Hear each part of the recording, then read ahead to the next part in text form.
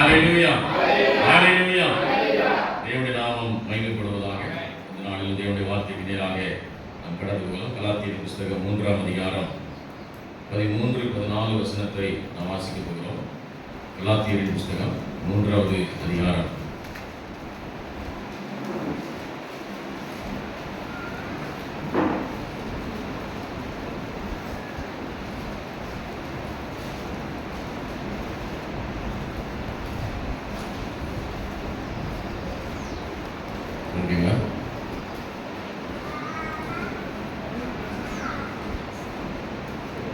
கலாத்தியர் 3வது அதிகாரம் 13-14 வசனத்தை நாம் வாசிக்கலாம். கலாத்தியர் 3:13-14 எல்லாம் வாசிக்கலாம். சேர்ந்து வாசிப்போம். மரத்திலே தூக்கப்பட்ட எவனும் சபிக்கப்பட்டவன் என்று எழுதியிருக்கிறபடி கிறிஸ்து நமக்காக என்னவானார்? சாபமானார்.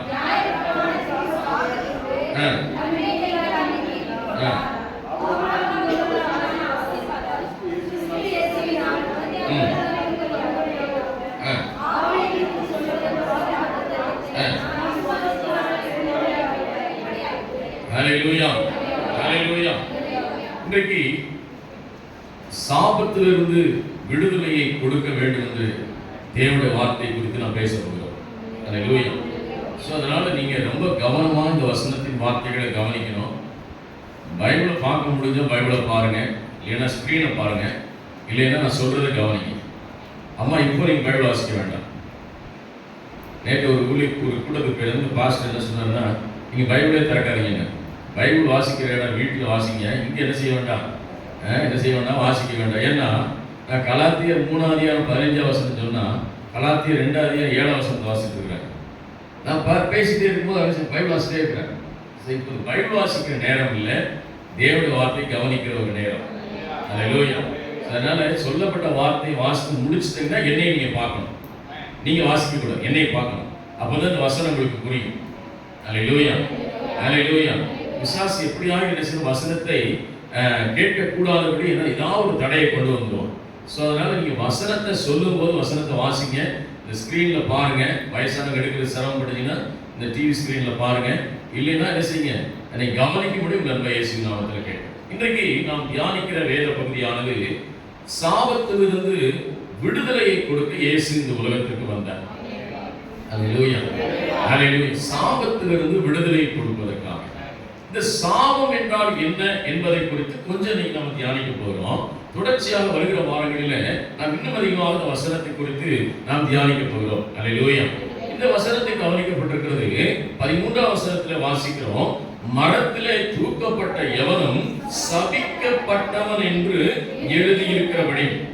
இந்த வசனம் அப்படியே இருக்கட்டும். உபாகமத்துக்கு வருவோம். உபாகமத்தின் புத்தகம் 21ஆம் அதிகாரம் 23ஆம் வசனத்தை வாசிப்போம். உபாகமத்தின் புத்தகம் 21வது அதிகாரம் 23ஆம் வசனத்தை ஒருத்தர் வாசிக்கலாம். 21, 24, 23 வாசிங்க.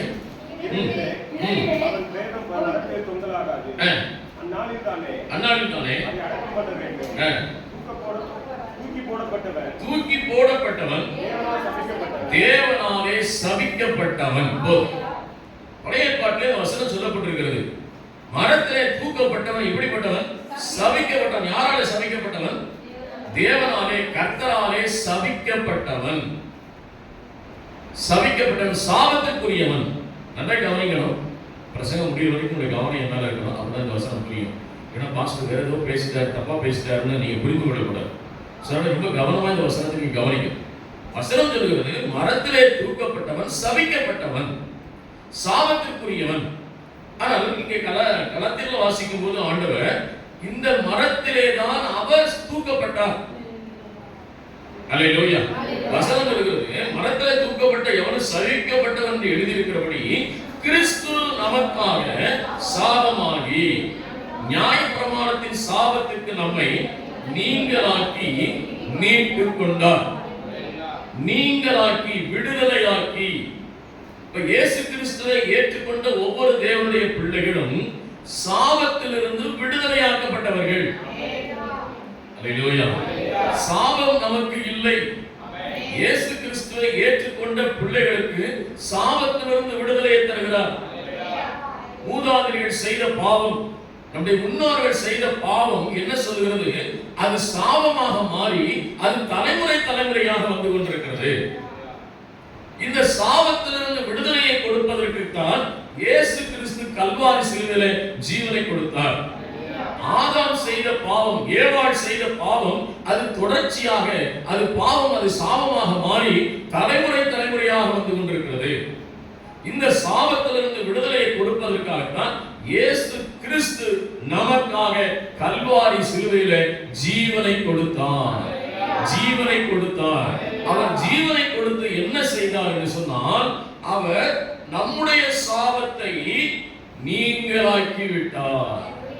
நீங்களாக்கி விட்டது மட்டுமல்ல, அவர் அந்த சாபத்திலிருந்து மீட்டும் கொண்டார். அல்லேலூயா, அல்லேலூயா. உங்களுக்கு புரியும்படி சொல்லுகிறேன். ஒரு கொலை செய்தவன் சிறைச்சாலையில் இருந்து தண்டனை அனுபவிக்கிறான். 10 ஆண்டு தண்டனை. அந்த 10 ஆண்டு தண்டனையை நீதிமன்றம் சொல்கிறது, இவன் தண்டனையிலிருந்து விடுதலையாக்கப்பட்டான் என்று சொன்னது மட்டுமல்ல, இவன் நிரபராதி என்று சொல்கிறது மிக முக்கியமானது. தண்டனை கேன்சல் மட்டும்தான் கொலைகாரன் சொல்லல, தண்டனையிலிருந்து நீங்களாக்கப்பட்டு இவன் என்னவா இருக்கிறான்? நிரபராதியா இருக்கிறான், குற்றம் செய்யாதவனா இருக்கிறான். எப்படி ஒரு சொல்லுதோ அதே போலதான் நாம் பாவம் செய்தவர்களா இருந்தோம், சாபத்திற்குரியவர்களா இருந்தோம். ஆனால் ஆண்டவராகிய இயேசு கிறிஸ்து இந்த உலகத்தில் வந்து நமக்காக மரத்திலே தூக்கப்பட்ட எவனும் சபிக்கப்பட்டவர்கள் எழுதியிருக்கிறபடி அந்த சாபமான மரணத்தை அவர் ஏற்றுக்கொண்டு நம்மை அவர் பாவத்திலிருந்தும் சாபத்திலிருந்தும் விடுதலையாக்கி, வசனம் சொல்கிறது, நம்மை மீட்டுக் கொண்டார். மீட்டுக் கொண்டார். ஒரு சில வசனத்தை நான் உங்களுக்கு வேகமாக காண்பிக்க விரும்புகிறேன். 1 பேதுரு புத்தகம் 2வது அதிகாரம், 1 பேதுரு 2வது அதிகாரம் 24வது வசனத்தை நாம் வாசிக்கலாம். 24வது வசனம், நாம் பாவத்திற்கு செத்து நீதிக்கு பிழைத்திருக்கும்படிக்கு அவர் தாமே தமது சரீரத்தில் நம்முடைய பாவங்களை சிலுவையிலே சுமந்தார். அவருடைய தழும்புகளால் குணமானீர்கள். வார்த்தைகளை எழுதி வைத்து வீட்டில் திரும்ப திரும்ப திரும்ப திரும்ப வாசிக்கணும். எத்தனை பேர் இந்த பிரசங்கத்தை திரும்ப கேட்கிறீங்கன்னு எனக்கு தெரியல. ஆனா என்னுடைய வேலையை நான் செஞ்சுக்கிட்டே இருக்கிறேன். எத்தனை பேர் வீட்டில் போய் இந்த வேத வசனத்தை திரும்ப வாசிக்கிறீங்கன்னு தெரியல. அதை வாசித்தா உங்களுக்கு நன்மை. அல்லேலூயா. வாசித்தா ஆசீர்வாதம், வாசித்தா விடுதலை. அல்லேலூயா. மாமியார் திட்டுனதை மட்டும் திரும்ப திரும்ப திரும்ப திரும்ப யோசிக்கிறீங்க. எதிர் வீட்டுக்காரன் பேசுறதை திரும்ப திரும்ப யோசிக்கிறீங்க. நம்மள ஒருத்தர் சண்டை போட்டா என்னென்ன வார்த்தை சொன்னான்னு திரும்ப திரும்ப யோசிக்கிறீங்க. அதை தூக்கி போடுங்க. இயேசு சொன்ன வார்த்தையை திரும்ப திரும்ப யோசிங்க. இயேசு சொன்ன சத்தியத்தை திரும்ப திரும்ப யோசிங்க. இயேசு சொன்ன வசனத்தை திரும்ப திரும்ப வாசிங்க. அதுதான் உங்களுக்கு ஜீவனாய் மாறும். அதுதான் உங்களுக்கு பலனாய் மாறும். வசனம் சொல்கிறது, நம்முடைய பாவங்களுக்கு அவர் செத்து நீதிக்கு பிழைக்கும்படி அவர் தாமே தமது சரீரத்திலே நம்முடைய பாவங்களை சிலுவையிலே சுமந்தார். சிலுவையில சும்மா சுமக்கல, நம்முடைய பாவங்கள் எல்லாவற்றையும் சிலுவையிலே சுமந்தார். இப்போ அவர் சுமந்துட்டு என்ன கொடுக்கிறார்? நமக்கு சுகத்தை கொடுத்திருக்கிறார், குணமாக்கி இருக்கிறார், விடுதலையை கொடுத்திருக்கிறார், ரட்சிப்பை கொடுத்திருக்கிறார். இன்னொரு சில வசனத்தை உங்களுக்கு காட்டுறேன். எபிரேயருக்கு நிருபம் 9ஆம் அதிகாரம், எபிரேயர் 9வது அதிகாரம் 15வது வசனத்தை நாம் வாசிக்கிறோம். 9ஆம் அதிகாரம் 15வது வசனம் எல்லாரும் சேர்ந்து வாசிப்போம். ஆகையால் முதலாம் உடன்படிக்கையின் காலத்திலே நடந்த அக்கிரமங்களை நிவர்த்தி செய்யும் பொருட்டு அவர் மரணம் அடைந்து அழைக்கப்பட்டவர்கள் வாக்குத்தத்தம் பண்ணப்பட்ட நித்திய சுதந்திரத்தை அடைந்து கொள்வதற்காக புதிய உடன்படிக்கையின் மத்தியஸ்தரானார். அல்லேலூயா. பழைய உடன்படிக்கை, முதலாம் உடன்படிக்கையின் காலத்திலிருந்து அக்கிரமங்களை நிவர்த்தி செய்யும் பொருட்டு, அக்கிரமங்களை நிவர்த்தி செய்யும் பொருட்டு, பாவங்களை சாபங்களை நிவர்த்தி செய்யும் பொருட்டு, நம்முடைய பாவத்தை எல்லாம் நீக்கும் பொருட்டு, நம்முடைய அக்கிரமங்களை எல்லாம் நீக்கும் பொருட்டு, நம்முடைய சாபத்தை எல்லாம் நீக்கும் பொருட்டு அவர் மரணம் அடைந்தார். இயேசு நமக்காக சிலுவையிலே இரத்தம் சிந்தினார். இயேசு கிறிஸ்து நமக்காக ஜீவனை கொடுத்து, எதற்காக? அழைக்கப்பட்டவர்கள் வாக்குத்தத்தம் பண்ணப்பட்ட நித்திய சுதந்திரத்தை அடைந்து கொள்ளும் பொருட்டு. முதல் வசனத்தில் வாசித்த சுகத்தை பெறுவதற்கு. இந்த வசனத்தில் அவர் எதுக்காக மரித்தார் வேதம் சொல்கிறது? நித்திய சுதந்திரம், பிளெஸிங், ஆசீர்வாதம். அடுத்த கலத்தில் 3:14 வசனத்தில் வாசித்தோம், ஆபிரகாமுக்கு உண்டான சகல ஆசீர்வாதங்களும் இயேசு கிறிஸ்து மூலமாய் உங்களுக்கும் எனக்கும் உண்டாயிருக்க வேண்டும். அல்லேலூயா. இப்போ பிரச்சனை எனக்கும் உங்களுக்கு ஒரு பிரச்சனை, இன்னும் நாம் ஆசீர்வதிக்கப்பட வேண்டிய விதத்தில் இன்னும் நாம் ஆசீர்வதிக்கப்படவில்லை.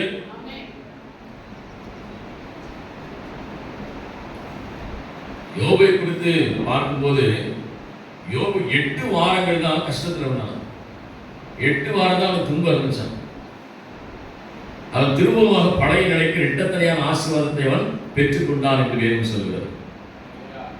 பைபிள் ஸ்காலர் சொல்றாங்க, வேத புத்தகத்தில் அந்த நாட்கள் குறிப்பிடவில்லை, ஆனால் ஒரு கணக்கீடு செய்து அவர்கள் சொல்கிறார்கள் இத்தனை நாட்கள் தான் என்று சொல்லி. ஆனால் இயேசு கிறிஸ்துவை ஏற்றுக்கொண்டு இத்தனை வருடங்கள் ஆகி இன்னும் நாம் ஆசீர்வதிக்கப்பட வேண்டிய விதத்தில் இன்னும் ஆசீர்வதிக்கப்படவில்லை என்பதுதான் மிகவும் வருத்தமாக இருக்கிறது. இதை சொல்லுகிறார், இயேசு கிறிஸ்து நமக்கு மரணம் அடைந்து எதற்காக அடைக்கப்பட்டவர்களுக்கு வாக்குத்தத்தம் பண்ணப்பட்ட நித்திய சுதந்திரத்தை அடைந்திருக்க வேண்டும். இன்னும் நீங்க ஆசீர்வதிக்கப்பட்டிருக்கணும். அல்லேலூயா. ஆசீர்வாதத்தை பெற்றிருக்கணும், சுகத்தை பெற்றிருக்கணும், விடுதலை பெற்றிருக்கணும், சுகத்தை பெற்றிருக்கணும், நன்மைகளை பெற்றிருக்கணும். நீங்கள் எதிர்பார்த்திருந்த, நீங்கள் வாஞ்சித்த, நீங்கள் விரும்பின எல்லா காரியங்களிலும் ஒரு ஜெயம் நமக்கு வந்திருக்கணும். இன்னும் நமக்கு வரல. இன்னும் ஒரு பெரிய தடையா இருக்கிறது. இன்னும் தடையா இருக்கு. வசனத்தை இன்னும் வசனத்தை காட்டுறேன் உங்களுக்கு. வாக்குத்தத்த புத்தகம் 28ஆம் அதிகாரத்தில் போயிருக்கிறேன். வாக்குத்தத்த புத்தகம்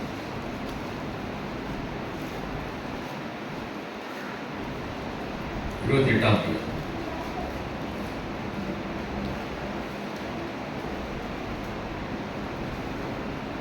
இந்த 28ஆம் அதிகாரத்தில் தான் நமக்கு தேவன் கொடுத்திருக்கிற ஆசீர்வாதங்களை குறித்து இங்கு பார்க்கிறோம். முதலாவது சொன்ன, இயேசு கிறிஸ்து நம்முடைய பாவங்களுக்காக என்ன செய்தார்? சிலுவையிலே சாபமானார்.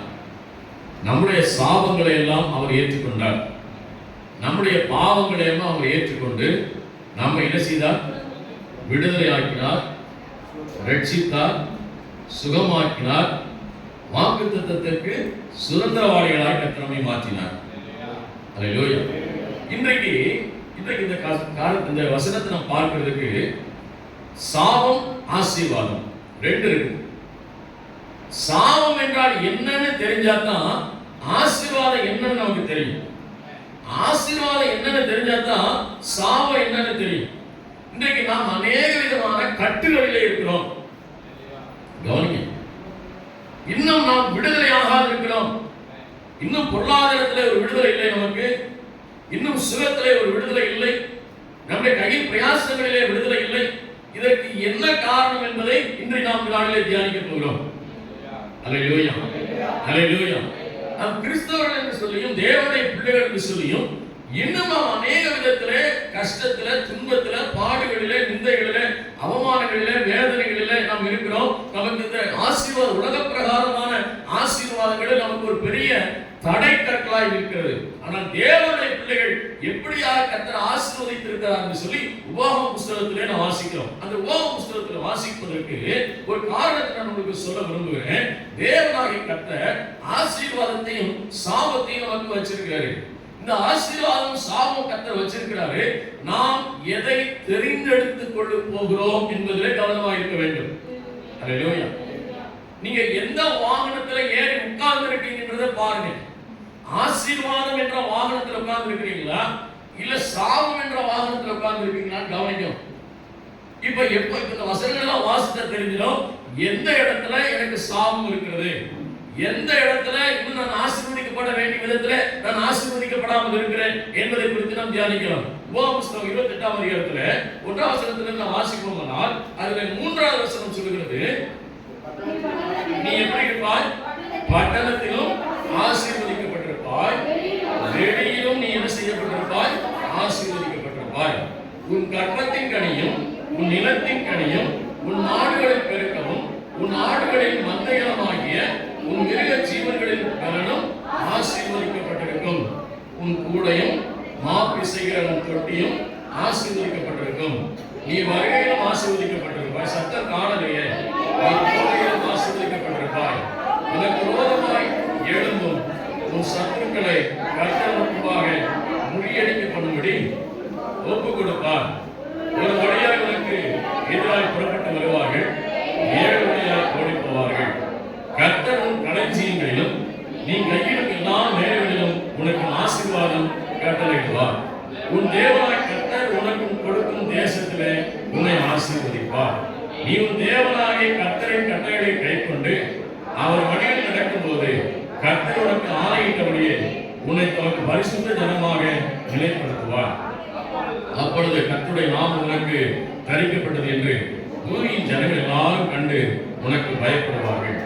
உனக்கு கொடுப்பேன் என்று கர்த்தர் தன் பிதாக்களுக்கு ஆணையிட்ட தேசத்தில் கர்த்தர் உன் கற்பத்தின் கனியும் உன் மிருக ஜீவன்களின் பலனும் உன் நிலத்தின் கனியும் சத்தம் காணலையே உனக்கு பரிபூர்ண நன்மை உண்டாக கட்டளையிடுவார். ஏற்ற காலத்திலே உன் தேசத்தில் மழை பெய்யவும் நீ கையிட்டு செய்யும் வேலைகளெல்லாம் ஆசீர்வதிக்கவும் கர்த்தர் உனக்கு தமது நல்ல பொக்கிஷசாலையாக வானத்தை திறப்பார். நீ அநேக ஜாதிகளுக்கு கடன் கொடுப்பாய், நீ கடன் வாங்காதிருப்பாய் என்று நான் உனக்கு விதிக்கிற வார்த்தை யாவையும் விட்டு விலகுகிற தேவர்களை சேவிக்கும்படி நீ இடதுபுறமும் வலதுபுறமும் சாயாமல் என்று நான் உனக்கு விதிக்கிற உன் தேவனாய் கர்த்தரின் கட்டளைகளை கைக்கொள்ளவும் அவைகளுடன் நடக்கும். அவளுக்கு செவி கொடுத்தால் கர்த்தர் உன்னை வாளாக்காமல் தலையாக்குவார், நீ கீழாகாமல் மேலாவாய். இல்லையா? ஆசிக்கிறதுக்கு சந்தோஷமா இருக்கு, கேட்கறதுக்கு ரொம்ப இனிமையா இருக்கு. எப்படி இருக்கு? களஞ்சியம் ஆசீர்வதிக்கப்படுமா, போகையில் ஆசீர்வதிக்கப்படுமா, வருகையில் ஆசீர்வதிக்கப்படுமா, களஞ்சியம் நிரம்பி வழியுமா, நம்ம கடன் கொடுப்போமா, நம்ம கடன் கொடுப்போமா? எவ்வளவு நல்லா இருக்கு. எவனுக்கு ஏன் தவணைக்கு தருவான், ஏன் வட்டிக்கு தருவான் இருக்க காலத்துல நமக்கு எப்படி கர்த்தர் சொல்றாரு, வராது போறாலும் கடன் கொடுப்பேன், வச்சுக்கோ இந்த 10,000 வந்து வச்சுக்கோ, 50,000 வச்சுக்கோ அப்படின்னு கொடுக்கறது கர்த்தர் வைப்பாரு அப்படின்னு ஆசீர்வாதம் சொல்லுது. இந்த ஆசீர்வாதம் எழுத்தினால் அல்ல, இது நிறைவேறுதலாக இருக்கிறது. கவனிக்க வேண்டும்.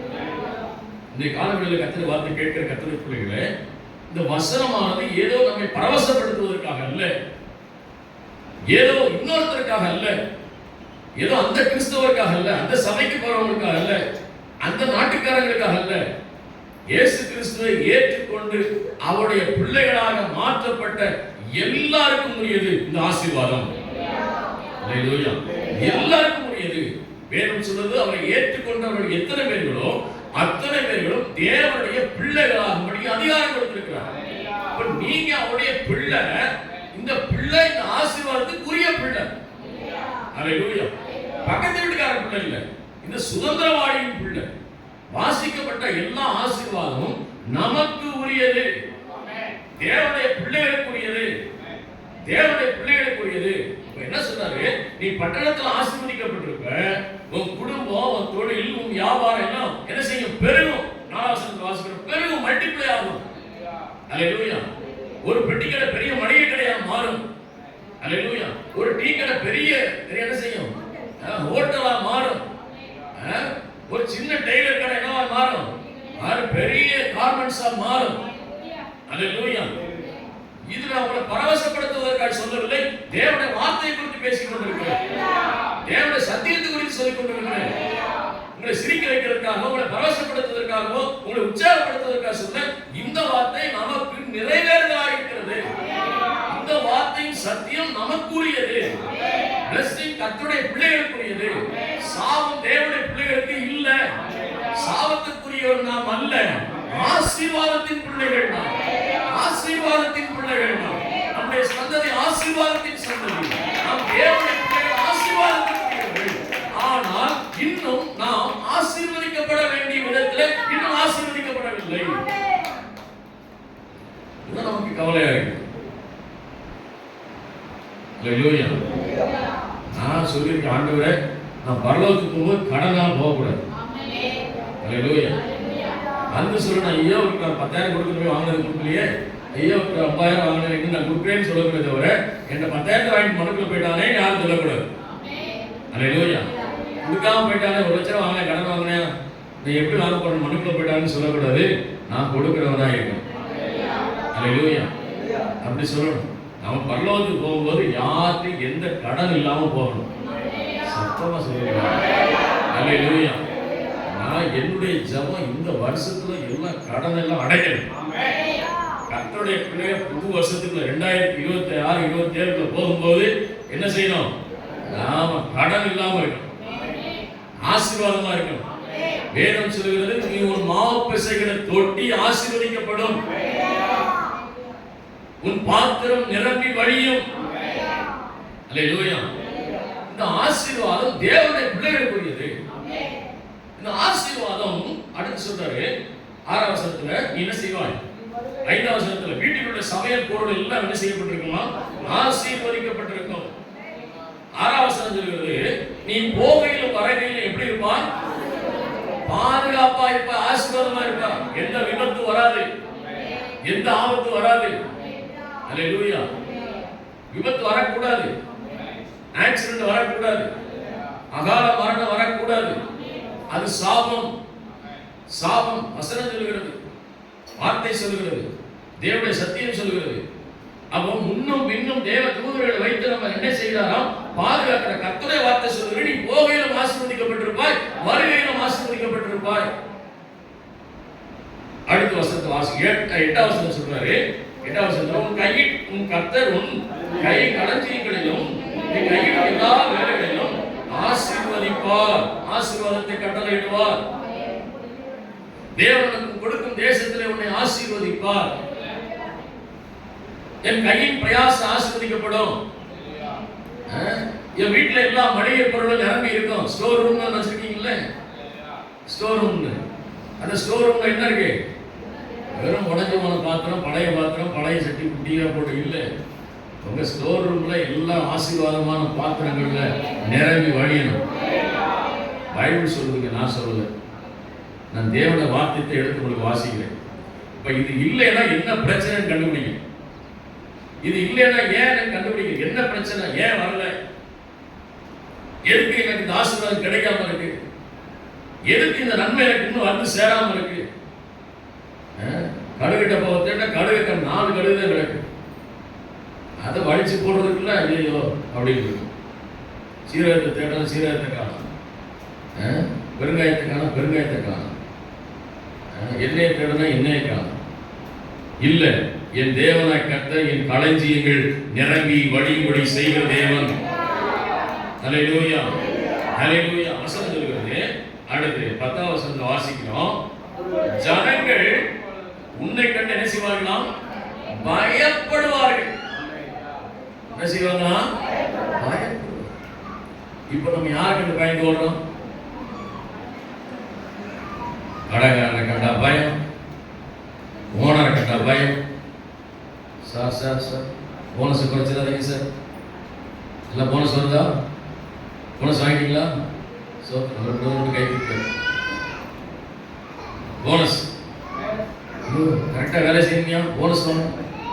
நாம அநேகருக்கு எதுக்கு பயந்துட்டு இருக்கிறோம்? உலக மனுஷனுக்கும் உலக காரியங்களுக்கும் உலகத்துக்கு பயந்துட்டு இருக்கிறோம். கர்த்தர் சொல்ற, ஒன்ன பார்த்து ஜனங்கள் பயப்படுவார்கள். ஒன்ன பார்த்து ஜனங்கள் பயப்படும்படி கர்த்தர் செய்வார்கள். நீ ஜனங்களுக்கு பயப்பட வேண்டாம், ஒன்ன பார்த்து ஜனங்கள் பயப்படுவார்கள். கர்த்தருடைய வல்லமை உனக்குள்ள இருக்கிறது, கர்த்தருடைய ஆசீர்வாதம் உனக்குள்ள இருக்கிறது. அவன் எல்லாவற்றிலும் செல்வ சீமானா இருக்கிறான், அவன் ஆசீர்வாதமா இருக்கிறான். அல்லேலூயா. சர்ச்சுக்கு வந்து எதுக்காக வரணும்? சர்ச்சுக்கு எதுக்காக வரணும்? நான் ஒரு சகோதரி கேட்டேன், சிஸ்டர் சர்ச்சுக்கு வர மாட்டேங்கிறீங்க, சர்ச்சுக்கு வாங்க அப்படின்னு. அவங்க சொன்னாங்க, நான் இயேசுக்காக கண்டிப்பாக வருவேன் பாஸ்டர். அப்போதான் என் மண்டையில் சுருன்னு உழைச்சிச்சு. ஓ, இவங்க வரதால இயேசுக்காக தான் வராங்க. ஐயோ பாவம், அவர் பாட்டு வந்து அனாதை உட்காந்துருக்காரு. அவன் இயேசு என்ன செஞ்சிருக்காரு? அவர் அனாதை உட்காந்துருக்காரு, அவர் பார்த்துட்டு வருவோம். இல்லை, உங்கள் ஒவ்வொருவருக்காக எனக்காக இந்த தேவ சமூகத்துக்கு வருகிறோம். அல்லேலூயா. என்ன நினைக்கிறாங்க? சம்மா சொல்றாங்க, நான் கர்த்தருக்காக இயேசுக்காக வந்துடுறேன். இயேசுக்காக சர்ச்சுக்கு வரேன். நீ இயேசுக்காக சர்ச்சுக்கு வர வேண்டாம், அவர் எல்லா ஆசீர்வாதங்களையும் வல்லமையுடைய தேவனாக இருக்கிறார். அல்லேலூயா. அவருக்காக வரணும். நம்ம ஆசீர்வதிக்கப்பட வேண்டும் சபைக்கு வரோம். நம்ம விடுதலையா இருந்தா சபைக்கு வரோம். நம்ம சுகத்தை பெறணும் சபைக்கு வருகிறோம். நம்ம ஆண்டவருக்கு நன்றி சொல்லி ஆராதிக்க தான் சபைக்கு வருகிறோம். கடந்த 9 மாதமாய் கர்த்தரை பாதுகாத்து வழி நடத்தினார். இந்த 10வது மாதத்தை எனக்கு தந்திருக்கிறார். ஆண்டவரே உங்களுக்கு நன்றின்னு சொல்ல வந்திருக்கிறோம். எத்தனை பேர் மரணத்தின் படுக்கையில போராடிட்டு இருக்காங்க, வியாதியின் படுக்கையில போராடிட்டு இருக்காங்க. பிரச்சனை, கண்ணீர், துக்கம், வேதனை, புலம்பல், குடும்பத்தில் புலம்பல், புருஷனுக்கும் மனைவிக்கும் பிரச்சனை, பிள்ளைகளுக்கும் பெற்றோருக்கும் பிரச்சனை, தொழில பிரச்சனை, என்ன செய்யணும் தெரியல. ஆனா கர்த்தர் உங்களுக்கு எனக்கு நல்ல சமாதானத்தையும் சந்தோஷத்தையும் விடுதலையும் ரட்சிப்பையும் ஆசீர்வாதத்தையும் கர்த்தர் கொடுத்திருக்கிறார். அல்லேலூயா. என்னுடைய ஆசை என்னன்னா, கர்த்தருடைய ஆசை என்னன்னா, கர்த்தர் வேதம் என்ன சொல்லுதுன்னா, இன்னும் நீங்கள் ஆசீர்வதிக்கப்பட வேண்டும், இன்னும் நீங்கள் உயர்ந்த இடத்துக்கு வர வேண்டும், இன்னும் நீங்கள் மேன்மையான இடத்துக்கு வர வேண்டும், இன்னும் நீங்கள் ஆசீர்வதிக்கப்பட வேண்டிய விதத்தில் இன்னும் ஆசீர்வதிக்கப்படவில்லை, இன்னும் நீங்கள் ஆசீர்வதிக்கப்பட வேண்டும் என்பதுதான் தேவனுடைய விருப்பமாக இருக்கிறது. அல்லேலூயா.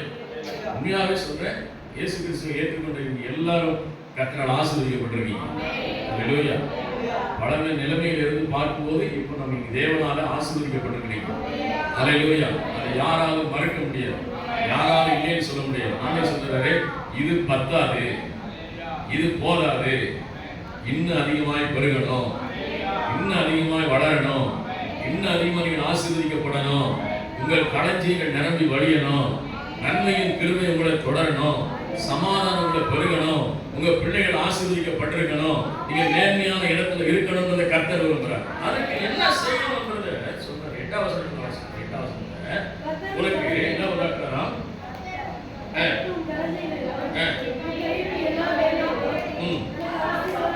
11வது வசனம் வாசிங்க. 11 வாசிங்க. 11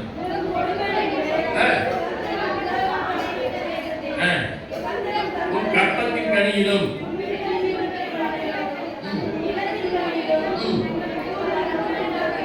என்ன உண்டாகுமா? பூரண நன்மை. எல்லாத்துலயும் என்ன உண்டாகும்? பூரண நன்மை. நன்மை, பூரண நன்மை எதுல உண்டாகும்? போய் சொல்லுது, கற்பத்தின் கனியில் என்னது? பூரண நன்மை. ஆலயத்துல அடுத்து உன் மிருக ஜீவன்கள்ல, உங்க நிலத்துல, உங்க கனியில உங்களுக்கு என்ன உண்டாகுமா? பரிபூரண நன்மை. அல்லேலூயா. பரிபூரண நன்மை, பரிபூரண நன்மை. எல்லாத்துக்கும் நமக்கு பரிபூரண நன்மை உண்டாகும். அல்லேலூயா. பிள்ளைகள் வாழ்க்கையில பரிபூரண நன்மை உண்டாகும். உங்க கையின் பிரயாசத்துல பரிபூரண நன்மை உண்டாகும். நீங்கள் செய்கிற தொழில், வியாபாரம், வேலை ஸ்தலம், மிருக ஜீவன் எல்லாவற்றையும் என்ன உண்டாகணும்? பரிபூரண நன்மை. கட்டளை இடுவேன் சொல்ல. 12வது வாசிங்க. 12வது ஏற்ற காலத்தில் மழை பெய்யவும், நீ கையிட்டு செய்யும் வேலைகள் எல்லாம் ஆசீர்வதிக்கவும் கர்த்தர் உனக்கு தமது நல்ல பொக்கிஷ சாலையாகிய வானத்தை திறப்பார். அநேக ஜாதிகளுக்கு கடன் கொடுப்பாய், நீயும் கடன் வாங்காது. அல்லேலூயா. எல்லாருக்கும் எத்தனை லட்சம் கடன் இருக்கோ தெரியல. ஆனா எனக்கு 10 லட்சம் ரூபாய் கடன் இருக்கு. எத்தனை இருக்கு? 10 லட்சம் கடன் இருக்கு. அல்லேலூயா. இந்த 10 லட்சம் ரூபாய் சொல்ல கவனிங்க. இந்த 10 லட்சம் ரூபாய் கடன் நல்ல கவனிங்க. 10 லட்சம் ரூபாய் கடனை எனக்கு வருகிற காணிக்கையினால அதை அடைக்க முடியாது. அல்லேலூயா. ஏன்னா போன மாசம் பெருமூச்சு விட்டேன். இப்போ மாசம் இந்த சர்ச்சு கரண்ட் 3500 ரூபா வந்துச்சு. ஏசப்பான்னு இன்னொரு பெருமூச்சு விட வேண்டியிருக்கு. இப்போ நாளுக்கு நாள் எனக்கு என்ன செஞ்சிட்டு இருக்கு? செலவுகள் கூடிக்கிட்டு தான் இருக்கு. அல்லேலூயா. சர்ச்சு படிக்கட்டு கட்டுறதுக்காக தொடர்ந்தேன். அது போனால் 42,000 ரூபாய்க்கு மேலே போயிடுச்சு. அப்போ என்னுடைய 10 லட்ச ரூபா கடன் நல்லா கவனிச்சு, என்னுடைய காரியத்தை சொல்ல நீங்க உங்களுக்கு எப்படி கட்ட செய்வாருன்னு சொல்லிட்டு இருக்கேன். இந்த 10 லட்ச ரூபா கடனை இங்க வர்ற காணிக்கையில மாசம் மாசம் எடுத்து வச்சு கடன் அடைக்க முடியாது. எனக்கு வானத்தின் பலகணியாகிய நல்ல பொக்கிஷ சாலையாகிய வானத்தை திறக்கும் போதுதான் அற்புதம் நடக்கும். அல்லேலூயா. உங்களுக்கு நான் சொல்றேன், நீங்க 5,000 சம்பளம் வாங்குறீங்களோ, 10,000 சம்பளம் வாங்குறீங்களோ, 50,000 சம்பளம் வாங்குறீங்களோ, அதை வச்சு உங்களுக்கு இருக்கிற பிரச்சனைகளை தீர்க்க முடியாது, கடன் அடைக்க முடியாது, பேங்க்ல இருக்க நகையை திருப்ப முடியாது, வீடு வாங்க முடியாது, நிலம் வாங்க முடியாது. அதை காட்டிலும் மேலாக என் தேவனாய் கர்த்தர் வானத்தின் பொக்கிஷ சாலையாகிய வானத்தை எனக்கு திறக்க வேண்டும்.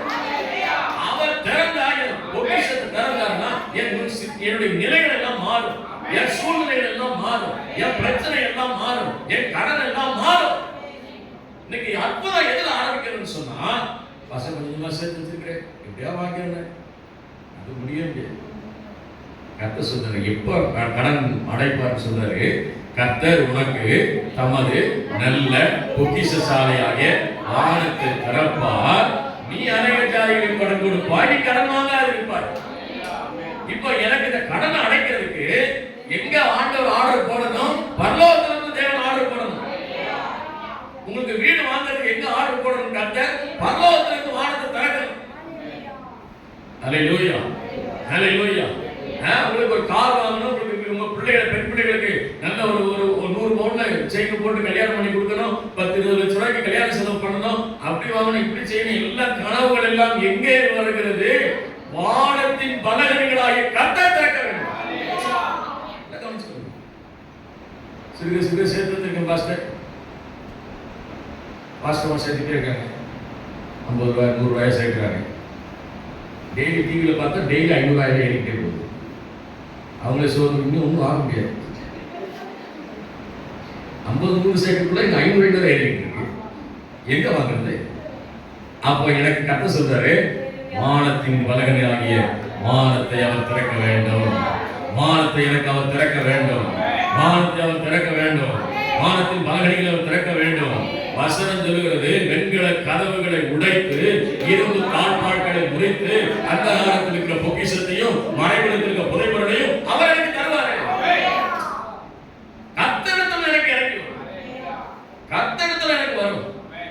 அல்லேலூயா. 5 மீனை வச்சு பரலோகத்தின் தேவனை நோக்கி அவர் ஜெபித்தார். பந்தி உட்கார வச்ச இடத்துல கொடுக்கும் போது அது என்னவாச்சு? மல்டிப்ளை ஆகும். The blessing, the தேவனுடைய ஆசீர்வாதம் தேவனிடத்திலிருந்து உங்களுக்கு இறங்கி வரும்.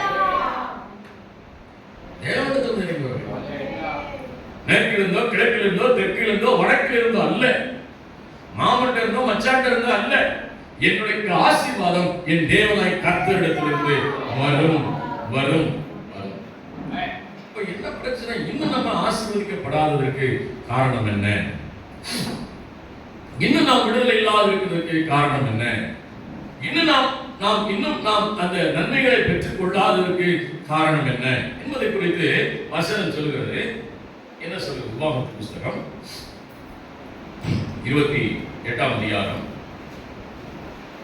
முதல் வசனத்திலிருந்து வாசிக்கலாம். எல்லாம் எடுத்துக்கிட்டீங்களா? 28:1 வாசிப்போம். இந்த நாள் உனக்கு விதிக்கிற தேவனாகிய கர்த்தருடைய கட்டளையின்படியெல்லாம் நீ செய்ய கவனமாயிருக்கும்படிக்கு அவர் சத்தத்துக்கு உண்மையாய் செவி கொடுப்பாயானால் உன் தேவனாய் கர்த்தர் பூமியில் உள்ள சகல ஜாதிகளில் உன்னை நேர்மையாக வைப்பார். நீ உன் தேவனாய கர்த்தருக்கு செவி கொடுக்கும் பொழுது இப்பொழுது சொல்லப்படும் ஆசீர்வாதங்கள் எல்லாம் உண்மையில் வந்து உனக்கு படிக்கும். எனக்கு படிக்கும், என் குடும்பத்துல படிக்கும், என் தொழில படிக்கும், என் வியாபாரத்துல படிக்கும், என் வேலை ஸ்தலத்துல படிக்கும். இது எப்போ படிக்கும்? பைபிள் சொல்லுது, அவர் விதிக்கிற கட்டளைகளின்படி எல்லாம் செய்ய கவனமாய் இருக்கும். எப்போ ஆசீர்வாதம் கிடைக்கலாம்? அவர் சொன்ன கட்டளைகளையும் கற்பனைகளையும் கவனமா செய்யுங்க. ஆனா எப்படி செய்யுங்க? கேர்லெஸ்ஸா செய்யுங்க, கவனமா. உங்க வீட்டுல குழம்புக்கு உப்பு எப்படி போடுவீங்க? சும்மா அள்ளி போடுவீங்களா? கொஞ்சம் போட்டு கட்டி பார்த்துட்டு அப்புறம் கொஞ்சம் போட்டு அப்புறம் டேஸ்ட் பார்த்துட்டு கொஞ்சம் கொஞ்சமாக உப்பு அள்ளி போடுவோம். ஏன்னா டாட்டா சால்ட் ஒரு காரத்தன்மை இருக்கும், இன்னொன்று கல் உப்பு ஒரு காரத்தன்மை இருக்கும். ஒவ்வொரு கம்பெனியுடைய உப்புத்தன்மை என்ன செய்யும்? ஒவ்வொரு விதமாக இருக்கும். அப்போ போடும்போது என்ன செய்றீங்க? கவனமா கவனமா கவனமா. இன்னைக்கு மத்தியானம் நீங்க எல்லாரும் கறி குழம்பு வைக்க போறீங்க. மட்டனோ சிக்கனோ மீன் குழம்போ வைக்க போறீங்க. அதுல கொண்டு போய் தோரம்பருப்பு பத்தி போடுவீங்களா? நான் போடுவீங்களான்னு கேட்டேன். ஏன் கவனமா இருக்கும். இது கறி குழம்பு, இதுல தோரம்பருப்பு போடக்கூடாது. கவனமா செய்றீங்கல்ல? கவனமா இருக்கீங்களா? எல்லாருக்கும் கவனமா இருக்கீங்களா? திருவிழாவுக்குள்ள போகும்போது, ஊருக்குள்ள போகும்போது செயின் அப்போ பிடிச்சிட்டு வாங்குறீங்களா? இருக்கா? கவனமா இருக்கீங்களா? மணி பர்ஸ் இருக்கா? காசு இருக்கா? தொட்டு தொட்டு பார்த்துக்கிறீங்களா? அப்பப்போ செல்போன் இருக்கா? இப்போ செல்போன் இருக்கா? அப்பப்போ எங்க வாங்கணும்? செல்போன் இருக்கா? கவனம். கர்த்தர் சொல்றாரு, தேவனுடைய வார்த்தையில் நீங்கள் கவனமாக இருக்க வேண்டும். தேவனுடைய சத்தியத்தில் கவனமாக இருக்க வேண்டும். தேவனுடைய வார்த்தையில் கவனமாக இருக்கும் பொழுது, நான் உனக்கு இன்று விதைக்கிறவன் தேவனாய் கட்டளையின்படிகளை நீ செய்ய கவனமாக இருக்கும்படிக்கு அவருடைய சத்தத்திற்கு உண்மையாய் செவி கொடுத்தால் உனக்கு ஆசீர்வாதம் வரும். உனக்கு ஆசீர்வாதம் வரும். உனக்கு நன்மை வரும். இந்த 28ஆம் அதிகாரத்தில் பின்பகுதியில் வாசிப்பீங்கன்னா அது சாபத்தை குறித்து வாசிக்கிறோம். சாபத்தை குறித்து பார்க்கிறோம். அப்படி நிறைய இருக்கு, நிறைய காரியங்கள். இந்த சாபத்திலிருந்து கர்த்தர் நம்ம என்ன செய்கிறாரு? விடுதலை ஆக்குவதற்காக கல்வாரி சிலுவையில் இயேசு நமக்காக ஜீவனை கொடுத்தார் என்று பார்த்தோம். இப்ப நம்ம ஆசீர்வாதத்துக்கும் பிள்ளைகள். இப்போ நல்லா கவனிச்சு கொடுங்க. இப்ப நமக்கு ஒரு கோடு போட்டுட்டு, இந்த ஆசீர்வாதம் எந்தெந்த இடத்துல எனக்கு ஆசீர்வாதம் இல்லையோ அது எல்லாம் எனக்கு என்னவாய் இருக்கிறது? சாபமாய் இருக்கிறது. இந்த சாபத்தை நான் ஆசீர்வாதமாக மாற்ற வேண்டுமானால் நான் என்ன செய்ய வேண்டும்? தேவனுடைய வார்த்தையின் கட்டளைகளையும் கற்பனைகளையும் கை கொண்டு என்ன செய்ய வேண்டும்? நான் நடக்க வேண்டும். அல்லேலூயா. சிம்பிள், ஒண்ணும் இல்லை. இயேசு கிறிஸ்து சாபத்தை எல்லாம் மாத்திட்டார். ஆனா இந்த சாபத்திலிருந்து நீங்கள் விடுதலையாக வேண்டும் என்று சொன்னால், சாபத்திலிருந்து நீங்கள் ரட்சிக்கப்பட வேண்டும் என்று சொன்னால், சாபத்திலிருந்து நீங்கள் ஆசீர்வாதத்துக்கு வர வேண்டும் என்று சொன்னால், அவருடைய வார்த்தையின் கட்டளைகளையும் கற்பனைகளையும் என்ன செய்ய வேண்டுமா? கவனமாக கவனிக்க வேண்டும். யாத்திராம புத்தகத்துக்கு வருவோம். ஒரு சில வருஷம் உங்களுக்கு காட்டுறேன். யாத்திராம புத்தகம் 20ஆம் அதிகாரம். யாத்திராமம் 20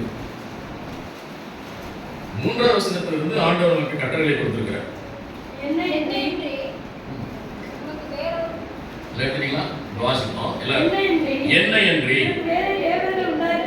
உண்டாயிருக்க வேண்டாம். மேலே வானத்திலும் கீழே பூமியிலும் உமக்கு ஒப்பான ஒரு சொருபத்தை ஆகிலும் யாதொரு விக்கத்தை ஆகிலும் உண்டாக்க வேண்டாம். நீ அவளை நமஸ்கரிக்கவும் சேவிக்க வேண்டாம். உன் தேவனாய் கர்த்தராயிருக்கிற நான் இயேசுவோட தேவனாயிருந்து என்னை பகைக்கிறவர்களை குறித்து பிதாவுடைய அக்கிரமங்களை பிள்ளைகளிடத்தில் 3ஆம் 4ஆம் தலைமுறை வரைக்கும் விசாரிக்கிறவராயிருக்கிறேன். அல்லேலூயா. முதல் கட்டளை என்னவென்று சொன்னால், தேவனிடத்திலே நாம் அன்பு கூற வேண்டும். தேவனை நாம் முதலாவதாக நிறுத்த வேண்டும். தேவனை கர்த்தரை நாம் முதலாவதாக நிறுத்தணும். அவரை நமஸ்கரிக்கணும். வேற எந்த தெய்வத்தையும் நம்ம என்ன செய்யக்கூடாது? நமஸ்கரிக்க கூடாது. கையினாலே செய்யப்பட்ட சொரூபத்தை என்ன செய்யக்கூடாது? நமஸ்கரிக்க கூடாது. 10 கட்டளைகளிலே கர்த்தர் நமக்கு முதல் கொடுத்த கட்டளை அது. அல்லேலூயா, அல்லேலூயா.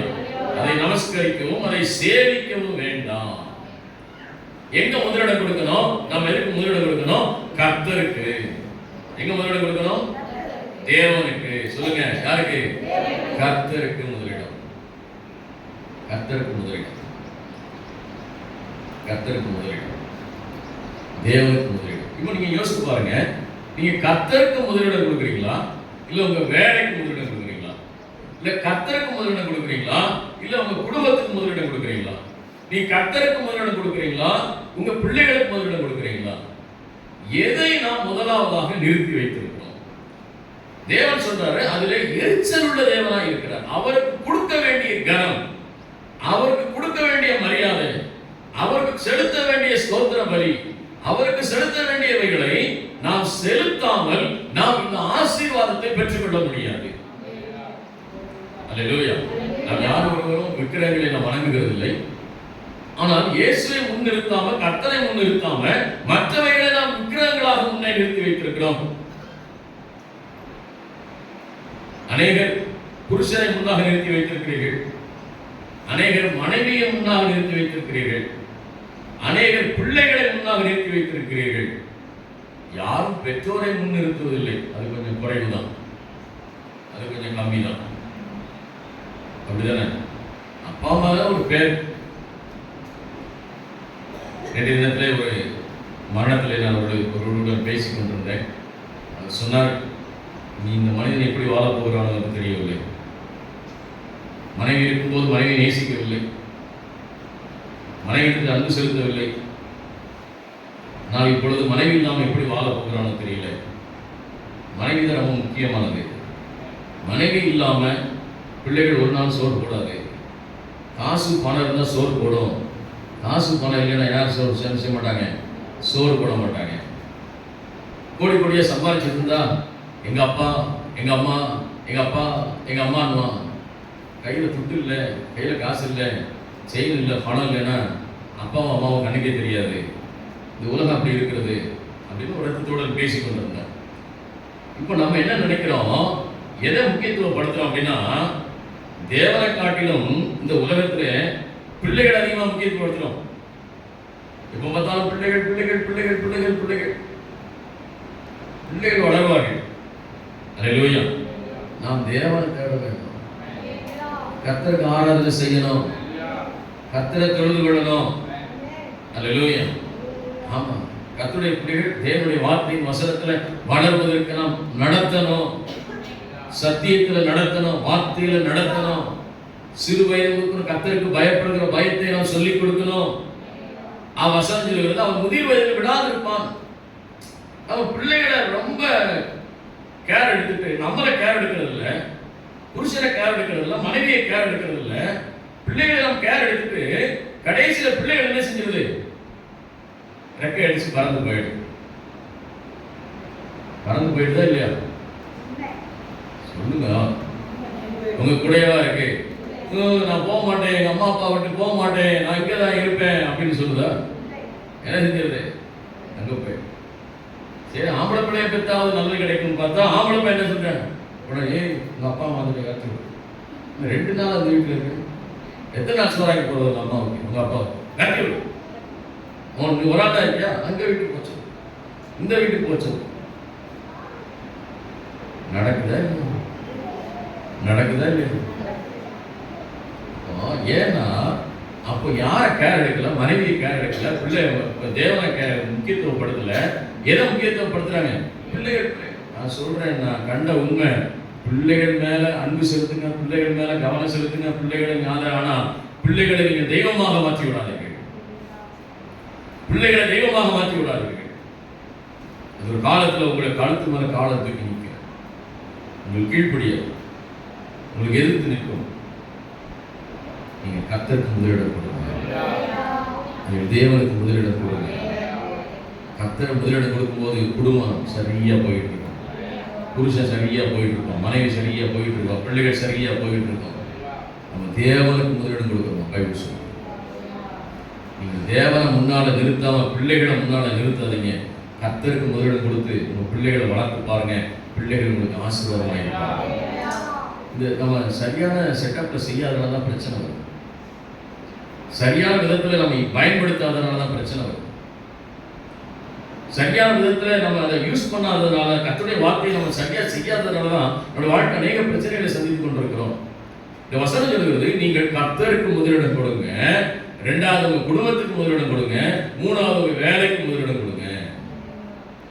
அல்லேலூயா. ஃபர்ஸ்ட் கர்த்தர், 2வது குடும்பம், 3வது உங்க வேலை. வேலையை பற்றி குடும்பத்தை புறக்கணிச்சு வைக்காதீங்க, அது பிரச்சனை ஆயிடும், பிரச்சனை ஆயிடும். வேலை செய்யணும், வேலை செய்யக்கூடாது, வேலை செய்யணும்.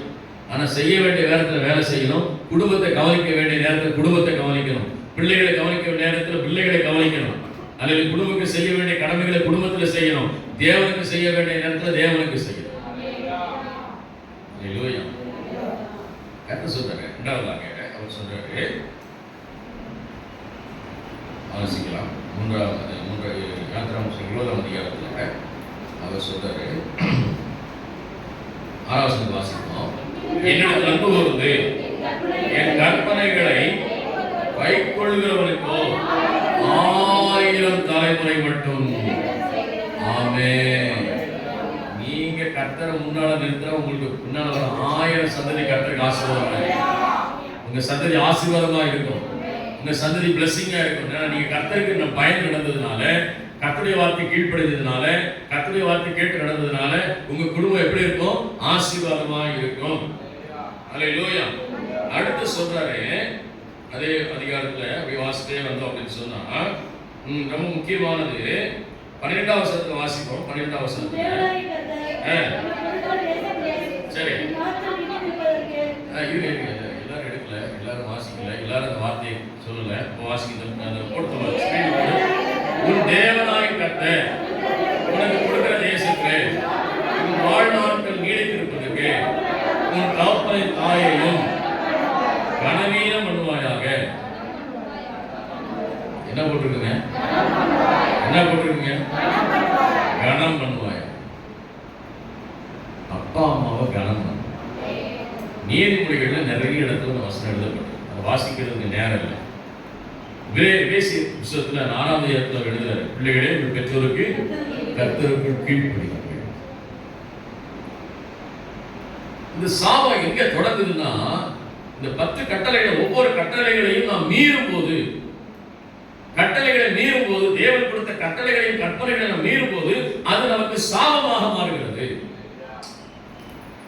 அது சாபமாக மாறுகிறது. கவனிங்க, ஏன் நான் சொல்றேன் அப்படின்னா, ஓய்வு நாளை என்ன செய்ய வேண்டும்? பரிசுத்தமாய் ஆசரிக்க வேண்டும். இது கர்த்தருடைய நாள், இது தேவனுடைய நாள். கர்த்தருடைய நாளிலே நான் தேவனை ஆராதிக்கணும். அதுக்காக நான் ஆயத்தப்படணும், அதுக்காக ப்ரிப்பேர் பண்ணணும். காலையில வைகை எக்ஸ்பிரஸ் கிளம்புதுன்னு சொன்னா அதுக்கு நீங்க முதல் நாளே ஆயத்தப்படுறீங்களா இல்லையா? சாயந்தரம் 8 மணிக்கு போற பாண்டியன் எக்ஸ்பிரஸ்க்கு நீங்க போகணும்னா நீங்க ஆயத்தப்படுறீங்களா இல்லையா? ஒரு கல்யாணத்துக்கு போறதுக்கு நீங்க ஆயத்தப்படுறீங்களா இல்லையா? ஏன் தேவனுடைய ஆராதனைக்கு வருவதற்கு நீங்கள் ஆயத்தப்படுவதில்லை?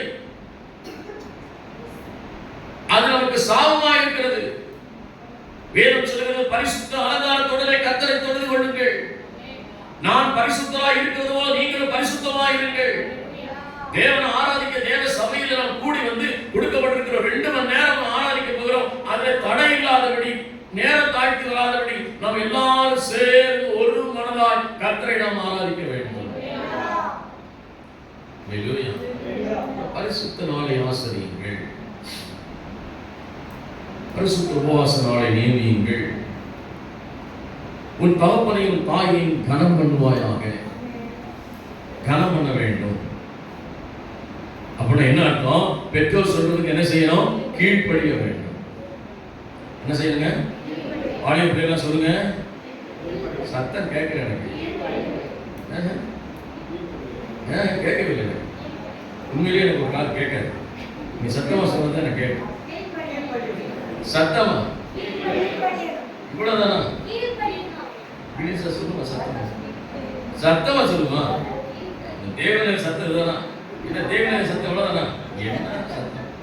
ஆரிக்குடி சத்தம் கூட கம்மியா இருக்கணும். தேவனுக்கு சவுண்டை கூட்டி மெயின் ரோடு போக வேண்டாமா? என்ன செய்யணும்? கீழ்ப்படியணும். என்ன சொல்றாங்களோ அது கீழ்ப்படியணும். எதுக்கு பேசக்கூடாது? உங்களுக்கு ஒண்ணும் தெரியாதுன்னு சொல்லக்கூடாது. உங்களுக்கு என்ன தெரியும்? என்ன பிள்ளை என்ன சொல்லுது? உங்களுக்கு ஒண்ணும் தெரியாது. எல்லாம் உங்களுக்கு எல்லாம் தெரியுமா? நமக்கு ஒண்ணும் தெரியாதா? நீ பிறந்ததுல இருந்து உனக்கு ஹவுசிங் போர்டு சொல்லிக் கொடுத்தேன் நான் தான். அப்பா அம்மா தானே. எப்படி தலை சீவனை சொல்லிக் கொடுத்தது நாங்க தானே. எப்படி சாப்பிடணும்னு சொல்லிக் கொடுத்தது நாங்க தானே. இது அவனுக்கு தெரியுமா? வசனம் சொல்லுகிறது, தகப்பனையும் தாயையும் கனம் பண்ணுவாயாக. நீ கனம் பண்ணாமல் இருந்தால் அது சாபமாயிருக்கும் என்று வேதம் சொல்லுகிறது. 10 கட்டளைகளை நீ கவனிச்சு பாருங்க. எந்த கட்டளைகளை நாம் மீறுகிறோமோ, எந்த கட்டளையின் கற்பனைகளை கை கொள்ளாது இருக்கிறோமோ அது நமக்கு சாபமாய் இருக்கிறது. சாபமாய் இருக்கிறது. நிறைய வசனத்தை உங்களுக்கு நான் எடுத்து வச்சேன். உபாகம் புஸ்தகத்துக்கு வருவோம், 27 வருவோம். உபாகம் 27, உபாகம் 27 15, 16 வசனத்தை வாசிக்கலாம். 15, 16. கர்த்தருக்கு அருவருப்பான காரியமாகிய தொழிலாளர்களுக்கு கைவேலையால் செய்யப்பட்டதும் வார்ப்பிக்கப்பட்டதுமான யாதொரு விக்கிரகத்தை உண்டு பண்ணி ஒளிப்பிடத்தில் வைக்கிறவன் சபிக்கப்பட்டவன் என்பார்களாக. அதற்கு ஜனங்கள் எல்லாரும் பவித்திரமாக ஆமென் என்று சொல்ல கடவர்கள். நிறுத்தி வாசிங்க சிஸ்டர். உன் தகப்பனையும் உன் தாயையும் தூசிக்கிறவன் சபிக்கப்பட்டவன் என்று சொல்வார்கள் என்பார்களாக. ஜனங்கள் எல்லாரும் ஆமென் என்று சொல்வார்கள். 24 நீங்க வீட்டுல போய் படிச்சு பாருங்க. 24 வீட்டுல படிச்சு பாருங்க. இப்போ தகப்பனை தாயை தூசிக்கிறவன் என்னத்தை என்னை பெற்று வளர்த்த, என்ன பெருசா எனக்கு செஞ்சுட்டேன். ஏற்றி வீட்டுக்காரன் பாரு, அவன் பைக் வச்சிருக்கிறான், எனக்கு இன்னும் பைக் வாங்கி தரல, நீதான் எதுக்கு என்னை பெற்ற, உனக்குலாம் என்ன கேடு, உனக்குலாம் என்ன பிரச்சனை, நீ என்ன பெருசா செஞ்சுட்ட எனக்கு. தூசிக்கிறவன் சபிக்கப்பட்டவன். ரொம்ப அந்த பெற்றோர் இந்த உள்ள உங்களுக்கு காரணத்துக்காக வாலிப பிள்ளைகளை சொல்றேன். தகப்பனையும் தாயையும் கனம் பண்ணுங்க. அப்பா அம்மா சொல்றதை கீழ்ப்படிங்க. அப்பா அம்மா என்ன சொல்றாங்களோ அதுபடி செய்யுங்க. இல்லைன்னா அது உங்களுக்கு என்னவாய் மாறிவிடுமா? சாபமாய் மாறிவிடும். அப்பா சொல்றதை கேளுங்க, அம்மா சொல்றதை கேளுங்க. உங்களுக்கு தெரிஞ்சாலுமே அவங்க சொல்றதை நீங்க கேட்டு நடங்க. இல்லை என்றால் அது என்னவாய் மாறிவிடுகிறது? சாபமாய் மாறி. பிள்ளைகளை கவனிங்க. பெற்றோரை வைத்திருக்கிற பிள்ளைகளை கவனிங்க. தகப்பனை தாயை என்ன செய்ய வேண்டும்? கனம் பண்ண வேண்டும். தூசிக்க கூடாது, தூசிக்க கூடாது, தூசிக்க கூடாது. அது 27ஆம் அதிகாரத்துல 26 வசனத்தை வாசிங்க. 26. இந்த நியாயப்பிரமாண வார்த்தைகள் எல்லாம் கை கொண்டு நடவாதவன் சபிக்கப்பட்டவன் என்பார்களாக. ஜனங்கள் எல்லாரும் ஆமென் என்று சொல்வார்கள். அப்ப ஆமென் என்ன அர்த்தம்? அப்படியே ஆகட்டும். அந்த வார்த்தைகளை கட்டளைகளை கை கொண்டு நடக்காதவன் சாபத்தில் இருக்கிறான். ஆசீர்வாதத்தின் பிள்ளைகள் ஏன் நமக்குள்ள சாபம் இருக்குன்னா, நாம் கர்த்தருடைய கட்டளைகளை கற்பனைகளை நாம் கவனமாய் செய்யாது இருக்கிறோம். செய்றீங்க, ஆனா எப்படி செய்றீங்கன்னா கவனம் இல்லாம செய்யுங்க. ரோட்ல கரெக்டா வாகனத்தை ஓட்டுனா ஆபத்தே வராது. கவனம் இல்லாம ஓட்டணும், அதான் விபத்து. எந்த ஒரு காரியத்திலும் கவனம் இல்லாமல் செய்கிறது தான் நமக்கு என்னவாய் மாறுகிறது. ஸ்கூல்ல போனா உங்க பேரண்ட் மீட்டிங்ல பிள்ளைகளை குறித்து என்ன சொல்றாங்க? Careless mistake. என்ன மிஸ்டேக் பண்றானா? Careless mistake. என்னது? கொஸ்டின் நம்பர் போடுறதுல தப்பு, சில வார்த்தைகள்ல ஸ்பெல்லிங் மிஸ்டேக்கு, சில இந்த மேக்ஸ்ல நம்பரை கரெக்டா இங்க போட்டிருப்பான், இங்க 6 போட்டா இங்க 7 போட்டிருப்பான். கவனக்குறை, கேர்லெஸ் மிஸ்டேக். இன்னைக்கு கர்த்தருடைய வார்த்தை சொல்ற நம்ம நிறைய நேரங்களில் தேவனுடைய வார்த்தையை நாம் சரியாக செய்யாததுனால நமக்கு இன்னும் அந்த ஆசீர்வாதம் வந்து கிடைக்கல. இந்த ஆசீர்வாதம் நமக்கு கிடைக்கணும். வாசிக்கலாம். ஒரு சில வசனத்தை வேகமாக காட்ட விரும்புகிறேன். எரேமியாவின் புஸ்தகம் 17ஆவது அதிகாரம். எரேமியா 17.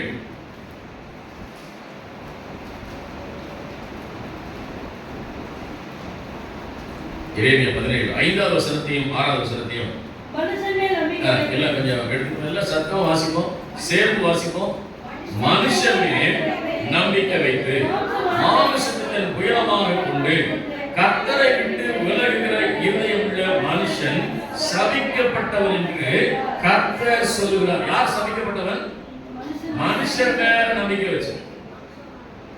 ஜாப் பண்ணி பார்க்கிறேன். நான் கிராமத்துக்கு போனேன். நான் சொல்றது ஒரு 25 வருஷத்துக்கு முன்னால உசிலம்பட்டி கிராமத்தில் போனேன். ஏப்பா தம்பி, நீ ஜோம் பண்ணுப்பா, ஏசு செஞ்சா பாப்பா, இல்லைன்னா எனக்கு வேற வழி தெரியுன்ற. என்னது? ஏசு செஞ்சா பாப்போம், இல்லைன்னா எனக்கு வேற வழி தெரியும். நிறைய நேரங்கள் அப்படிதான் இருக்கும். யாருங்களை கத்தனை ஜோம் பண்ணி பாப்பா கிடைக்கலையா, தவணைக்காரன் ரெடியா இருக்கா, வட்டிக்காரன் ரெடியா இருக்கா, குழுக்காரன் ரெடியா இருக்கா. கர்த்தர் மேல் நம்பிக்கை வைத்து மனுஷன் மேல் நம்பிக்கை வைத்து மாமிசத்தின் புயபலமாய் கொண்டு கர்த்தரை விட்டு விலகுகிற மனுஷன் சபிக்கப்பட்டான். ஏன் இந்த சாபனத்துக்குள்ள இருக்குன்னு பாருங்க. அடுத்த வசனம் வாசிக்கலாம். அடுத்த வசனத்தை அவன் எப்படி இருக்கிறானா, அந்தரங்க வெளியிலே கரலாய் போன காய்ந்து போன செடியை போல இருக்கிறான். நன்மை வருகிறதை காணாமல் வனாந்திரத்தில் வறட்சியான இடங்களில் குடியில்லாத ஊர்வலங்களில் தந்தான். நன்மையா அவனுக்கு வர மாட்டேங்குது, ஆசீர்வாதமே வரமாட்டேங்குது, அவனுக்கு கிடைக்க வேண்டிய நன்மையே அவனுக்கு கிடைக்க மாட்டேங்குது. என்ன பிரச்சனை அப்படின்னு சொன்னா பைபிள் சொல்லுது, அவன் கர்த்தரை நம்பாம மனுஷனை நம்புறான். வேலையை நம்புறீங்க, தொழிலை நம்புறீங்க, எல்லாம் வேணும். கர்த்தருடைய ஆசீர்வாதம் அதில் இருக்க வேண்டும். அல்லேலூயா. இப்ப சொல்றாரு 7ஆம் வசனத்துல சேர்ந்து வாசிக்க. 7ஆம் வசனத்துல கர்த்தர் மேல் நம்பிக்கை வைத்து கர்த்தருக்கு நம்பிக்கையாக கொண்டிருக்கிற மனுஷன் பாக்கியவான். அவன் தண்ணீரிலே காட்டப்பட்டதும் ஆழ்வாய் ஓரமாய் வேறுபடுகிறதும் உஷ்ணம் வருகிறதை காணாமல் இலை பச்சையாய் இருக்கிறதும் மழை காட்சியான வருஷங்களிலும் வருத்தமின்றி தப்பாமல் கனி கொடுக்கிற மரத்தை போல் இருப்பான். அல்லேலூயா, அல்லேலூயா. கர்த்தரை நம்புகிற மனுஷன் ஆசீர்வதிக்கப்படுவான், மனுஷனை நம்புகிற மனுஷன் சபிக்கப்படுவான். இன்னைக்கு நம்ம யாரை நம்பணும்? யார் மேல நம்பிக்கையா இருக்கீங்க? பணத்தின் மேலா, சொத்தின் மேலா, படிப்பின் மேலா, உங்க தொழிலின் மேலா, வியாபாரத்தின் மேலா? இல்லை, எங்க மேல? கர்த்தர் மேல நம்பிக்கை. அதுதான் வசனத்தை வாசித்து காட்டும்போது அவங்க சொல்ல, வானத்தின் பலகணிகளை திறக்கும் போது நீ கடன் அடைப்ப. அந்த கடனை அடைக்கிறதுக்கு வானத்திலிருந்து திறக்கணும் கர்த்தர். வானத்திலிருந்து எப்ப திறப்பாருன்னா, நீ கர்த்தருடைய கட்டளைகளையும் கற்பனைகளையும் கை கொண்டு நடக்கும்போது அவர் திறக்கிறார். கர்த்தர் மேல் நம்பிக்கை வைக்கிறோம். எப்படி இருப்பானா, வாய்க்கால்கள் ஓரம் நடப்பட்ட மரமா, எப்போதும் கனி கொடுக்கும். மழை பெஞ்சாலும் பெய்யாட்டால் அந்த கனி வந்துட்டு, மழை வந்தாலும் வராட்டால் அவன் கனி பச்சையா இருப்பான். ஏனால் அவன் கர்த்தரை நம்பி இருக்கிறான். கர்த்தரை நம்பி இருக்கிறான். எரேமியா 17 7-8 வாசிப்போம். 7-8 வாசிப்போம். 7-8 வாசிப்போம். வாசிக்கலாம். கலாத்தியர் திரும்ப கலாத்தியருக்கு கலாத்தியர் 1ஆம் அதிகாரம். கலாத்தியர் 1ஆம் அதிகாரம்.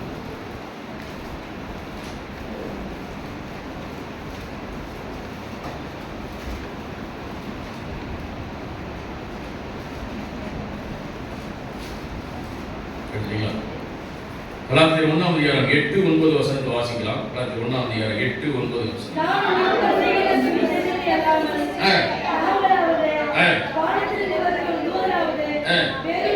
வேறு ஒரு சுவிசேஷத்தை உங்களுக்கு பிரசங்கித்தால் அவன் சபிக்கப்பட்டவனாய் இருக்கிறவன்.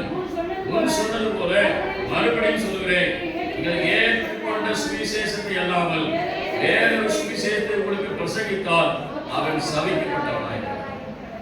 வசனத்திலிருந்து தேவனுடைய சபையிலே தேவனுடைய வார்த்தையை சொல்லுகிற, கேட்கிற, ஏற்றுக்கொள்ளுகிற, அதன்படி நடக்கிறவனை கர்த்தர் ஆசீர்வதிக்கிறார்.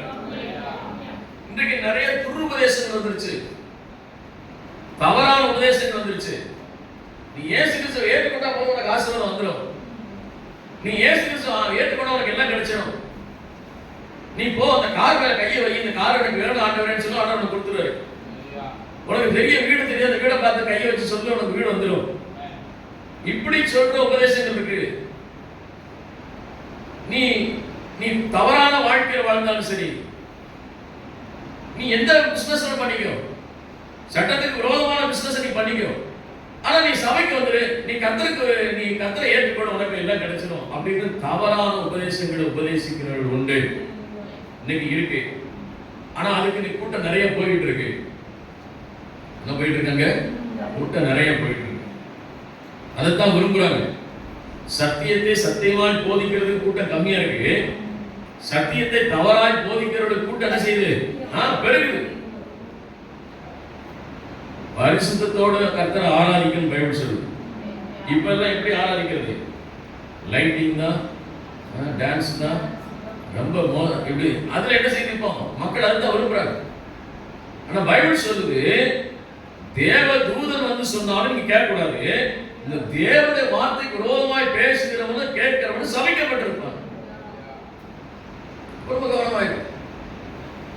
தேவனுடைய வார்த்தையை ஏற்றுக்கொண்டு தேவனுடைய வசனத்தை விசுவாசித்து தேவனுடைய வார்த்தையின் மேல முழு நம்பிக்கையாய் வைக்கிற மனுஷன் என்னவா இருப்பான்? அவன் ஆசீர்வதிக்கப்பட்டவனாய் இருப்பான். ஆசீர்வதிக்கப்பட்டவனாய் இருப்பான். தேவனாலே அவன் ஆசீர்வதிக்கப்பட்டவன். தேவனாலே அவன் ஆசீர்வாதத்துக்கு பாத்திரவான்களாய் இருப்பான். வார்த்தை கேட்டுக்கொண்டிருக்கிற கர்த்தருடைய பிள்ளைகளே, இன்றைக்கு நாம் ஒரு காரியத்தை அறிந்து கொள்ள வேண்டும். ஏன் என்னுடைய வாழ்க்கையிலே இன்னும் நான் ஆசீர்வதிக்கப்பட வேண்டிய விதத்திலே ஆசீர்வதிக்கப்படவில்லை? எது எல்லாம் எனக்கு சாபமாக இருக்கிறது? இந்த சாபத்திலிருந்து விடுதலையாக்குவதற்கு கர்த்தர் ஒரு வார்த்தை சொல்றாரு, என் கட்டளைகளையும் என் கற்பனைகளையும் கை கொண்டு நட. என்ன செய்ய? கை கொண்டு நட. கை கொண்டு வார்த்தைக்கு கீழ்ப்படி. வசனம் சொல்றதை கேளு, வார்த்தை சொல்றதை கேளு. அவர் என்ன சொல்கிறாரோ அதன்படி செய்ய. மனுஷனை பிரியப்படுத்த நினைக்காத, தேவனை பிரியப்படுத்த நினை. தேவனுக்கு முதலிடம் கொடு. கர்த்தர் மேல நம்பிக்கை வை. அவர் உன்னை ஆசீர்வதிப்பாரு. கடைசி ஒரு வார்த்தையை சொல்லி முடிப்பவர்கள் மல்கியா புஸ்தகத்துக்கு வருவோம். மல்கியா புஸ்தகம் 3வது அதிகாரம்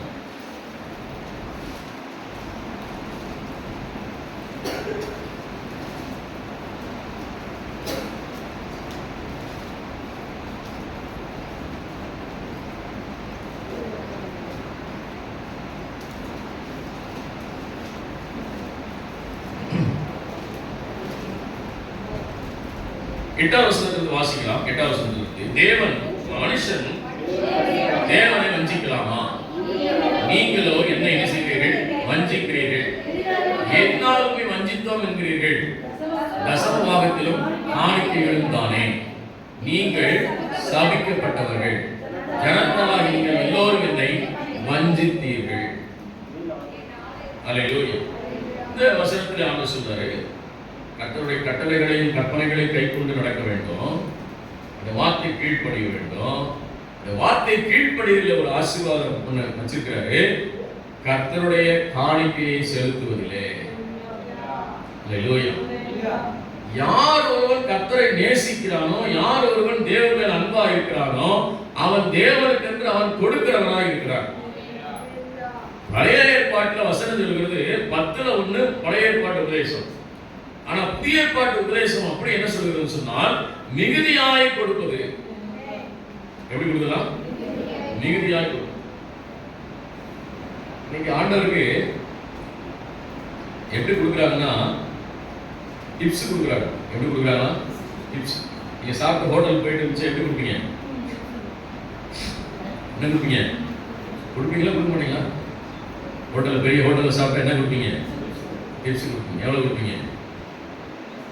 20 ரூபா, 50 ரூபா. பெரிய ஸ்டார் ஹோட்டலில் சாப்பிட்டா எவ்வளவு? 100 ரூபா, 500 ரூபா. இல்லை, தேவனுக்கு நாம் கொடுக்கிறதுலே ஒரு பெரிய ஆசீர்வாதம் இருக்கிறது. அது எனக்கு சேர்த்துதான் சொல்றேன், உங்களுக்கு மட்டும் இல்லை. நானும் தசமா காணிக்கை கொடுக்கிறவனா இருக்கிறேன். அல்லேலூயா. இந்த கொடுக்கிறதுனாலதான் கர்த்தர் அதுல ஒரு பிளஸ்ஸிங்கை கர்த்தர் வச்சிருக்காரு.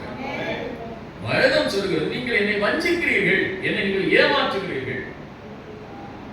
என்ன செய்றீங்க? ஏமாத்துறீங்க. ஆசீர்வாதம் வேணும்ன்றீங்க, நன்மை வேணும்ன்றீங்க, பாதுகாப்பு வேணும்ன்றீங்க, குடும்பத்துக்கு எல்லாம் வேணும்ன்றீங்க, வாங்கிக்கிறீங்க. ஆனா என்ன செய்ய மாட்டேங்கிறீங்க? கர்த்தருக்கு என்ன செய்யல? கொடுக்கிறது இல்லை. வசனம் சொல்கிறது, நீங்கள் 9வது வசனம், நீங்கள் சபிக்கப்பட்டவர்கள், ஜனத்தாரை எல்லாரும் என்ன செய்தீர்கள்? வஞ்சித்தீர்கள். 10வது வசனம் சொல்கிறது, என் ஆலயத்தில் ஆகாரம் உண்டாயிருப்பதற்கு தசமபாகங்களை எல்லாம் பண்டகசாலையில் கொண்டு வாருங்கள். அப்பொழுது நான் வானத்தின் பலகணிகளை திறந்து இடம் கொள்ளாமல் போக மட்டும் உங்கள் மேல் ஆசீர்வாதத்தை வர்ஷிக்க பண்ணுவேன் மாட்டேனோ என்று அதனாலே என்னை என்ன செய்யுங்கள்? சோதித்து பாருங்கள் என்று கர்த்தர் சொல்றார். என்ன செய்யுங்க? சோதிச்சு பாருங்க.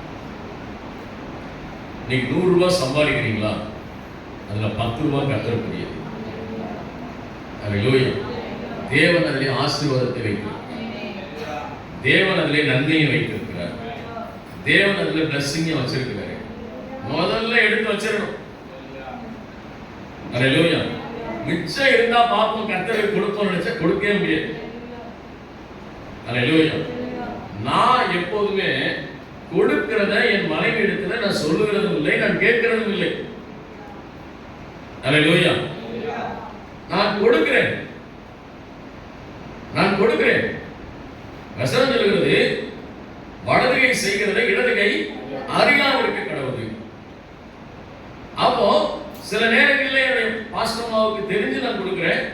சில நேரங்களில் வெளி ஊழியங்களுக்கு போகிறேன், கொடுக்க வேண்டிய தசம காணிக்கை நான் அங்கே கொடுக்கிறேன்.